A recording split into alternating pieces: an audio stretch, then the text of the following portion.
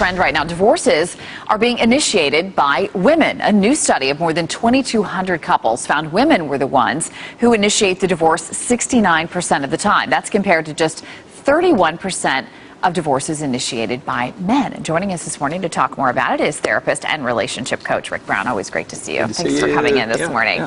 Did this surprise you at all? Not really. One of the reasons it's happened is because women actually can. In your parents' generation, my parents' generation, women were often home and the husband provided the income. But now with two people working, it's women can actually financially say, if I'm not happy in this relationship, I can get out. I can depend on myself. So it's a little bit easier. What do you think is behind this trend, other than just the changing of the times? Right. I mean, do you think that women are becoming maybe a little less tolerant of a poor relationship? Well, and by the way, most people who are thinking about, women included, thinking about divorce, they really don't want divorce. What they want is an end to the pain. And that pain often for women is a sense of feeling lonely or emotionally disconnected in the relationship. And there is a desire and a feeling like, I want it all. I want to feel more connected with my partner.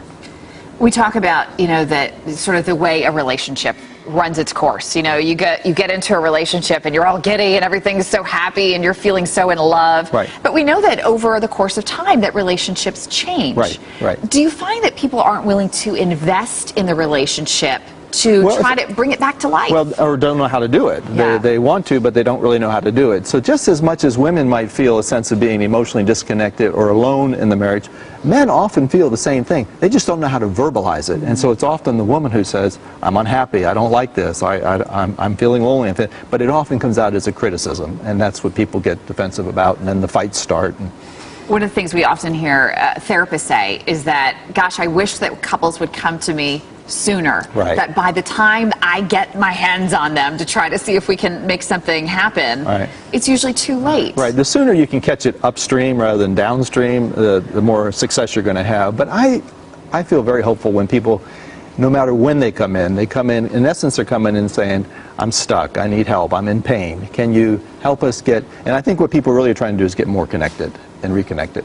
One of the things that we saw with Ashley Madison is that it was the majority of the people on that website were men. Right. Do you find that maybe the reason the men don't want out of the relationship is because they're like, you know what, I'll just do my little thing on the side to keep me happy, but I want to stay? Yeah, because for men, it's often as long as it's stable at home. And this is what often affairs do, by the way. They help stabilize the relationship, because if something's not happening between the two of us, and there's something happening over here, it makes coming home a little bit more bearable. And so often what happens is they stabilize the relationship. Of course, what happens when it's discovered or found out is it just destroys the relationship. Yeah, it is fascinating. Yeah. All right, interesting stuff. Rick Brown, how can our viewers find you? Just rickbrown.org, O-R-G. All right, always a pleasure. Thank you so much.